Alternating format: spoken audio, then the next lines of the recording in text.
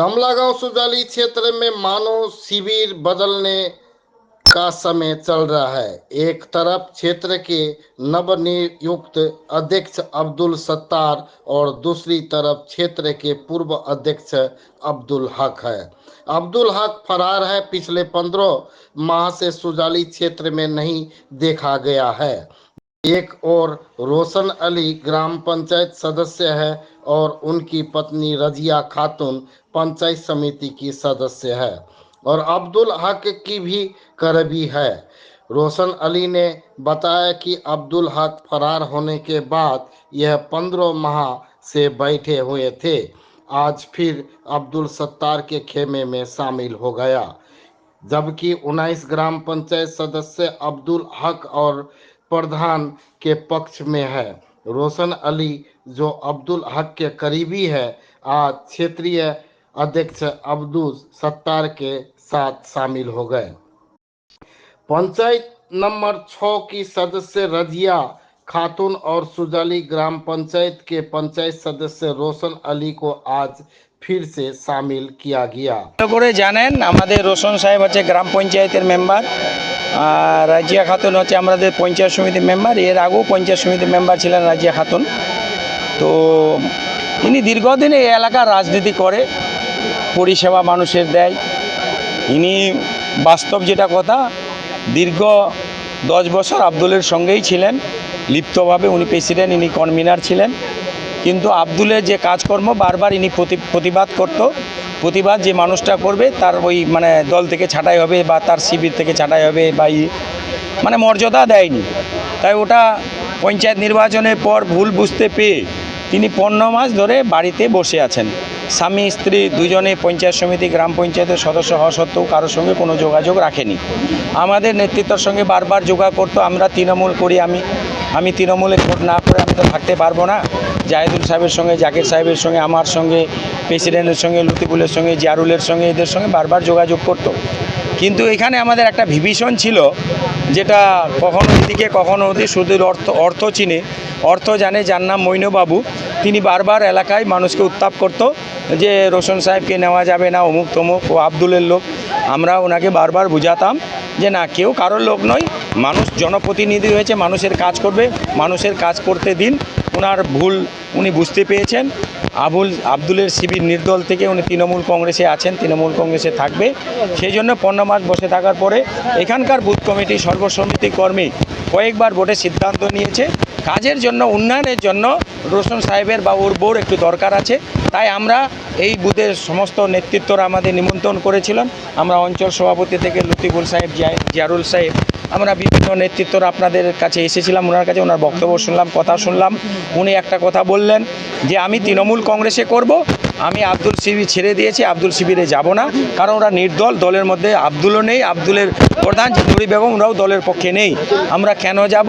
এলাকার উন্নয়নের সাথে ও আজকে ওনার বউ সহ এই এলাকার তৃণমূলের করা এরার যার শিবিরে ছিল সবাইকে নিয়ে তৃণমূল কংগ্রেসে আব্দুল সত্তার, কামালউদ্দিন, জাহেদুল বলেন, লতিফুল বলেন, কানাইয়া আগর বলেন, এদের সমর্থনে আজকে তৃণমূল কংগ্রেসে আগ্রহী করার জন্য আমরা এনে তৃণমূল কংগ্রেসে স্বেচ্ছায় গ্রহণ করে নিলাম। আমি এটাই বলবো, যেহেতু এখানকার বুথের সংসদের যেগুলা মানুষ ভোটার, সেটা আমার কাছে বারবার গিয়েছে যে না, 15 মাস 18 মাস হয়ে গেল,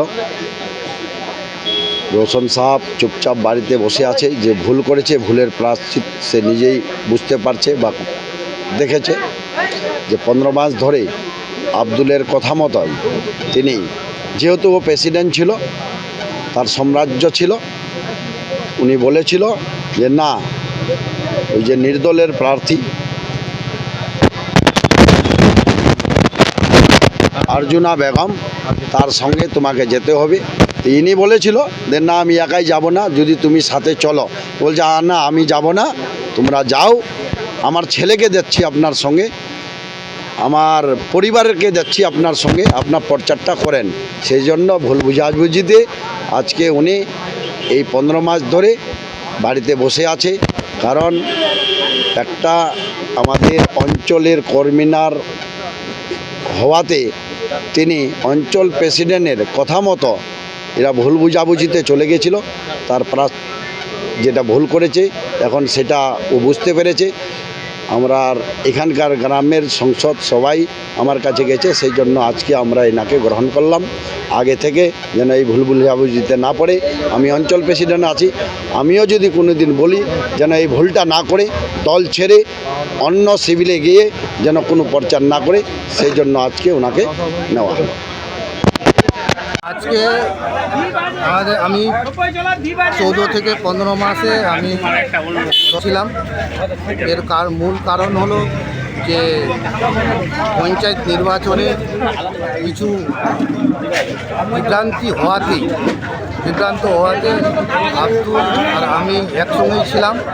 তখন আব্দুল শুদ্ধ তখন জেলা পরিষদের একটা ভোট হয়, সেই ভোটে একটু বিভ্রান্তি হয়। বিভ্রান্তির কারণে আমি বসেছিলাম। তারপরে এখন আমাকে দলে নেওয়া হলো, আমি এখন দলে যোগ দিলাম। অসমাপ্তি কাজ ছিল সেগুলোর পুনরাবৃত্তি ঘটবে এমনটা কিন্তু আশা করলেন, কি বলবেন? ব্যাপারটা হলো দেখেন, এখানকার মানুষ আমাদের যেহেতু অসন মামার বউ পঞ্চায়েত সমিতির মেম্বার, উনি নিজে গ্রাম পঞ্চায়েতের মেম্বার। এই সংসদের লোক আমাদের কাছে বলেছিল যে আমাদের এলাকায় 1.5 বছর ধরে পঞ্চায়েত সমিতি হোক বা গ্রাম পঞ্চায়েতের কোনো উন্নয়ন পাচ্ছি না। এখানকার মানুষ গিয়ে আমাদেরকে দল তৃণমূল কংগ্রেসের দল আমাদের যে নেতৃত্ব দেয় তাদেরকে জানিয়েছিল যে আমাদের এলাকায় উন্নয়নের খুব সমস্যা হয়। আমাদের গ্রাম পঞ্চায়েতের মেম্বার এবং পঞ্চায়েত সমিতির যে মেম্বার আছেন তাদেরকে আমাদের সাথে রাখে আমাদের যে এলাকার বিপ্লব এবং উন্নয়নটা করার জন্য এরা বলছে, ওরা বসে আছে, ওদেরকে দলে জয়েন করে যেন এলাকায় আমাদের আবার উন্নয়ন হয়, আবার এলাকার মানুষ পরিষেবাটা ভালো পায়, এলাকার মানুষ যেন উন্নয়নটা ভালো পায়।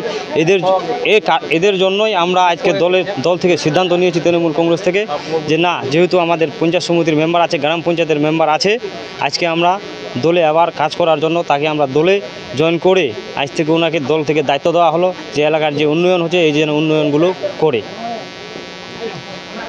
এটা নিয়ে আমরা সবাই খুশি। আজকে আমাদের মেম্বার আসলো, দলে আসলো। অনেক দিন ধরে বাড়িতে বসেছিল, সবাই বলছিল ও গলতি করেছে, ও সাজাও পাচ্ছে। এখন সবাই ভাবে দেখলাম তো না, ও দোষী কার না, এখন উনি আবার আমরা দলে নিলাম। এটা বলে আমার বক্তব্য।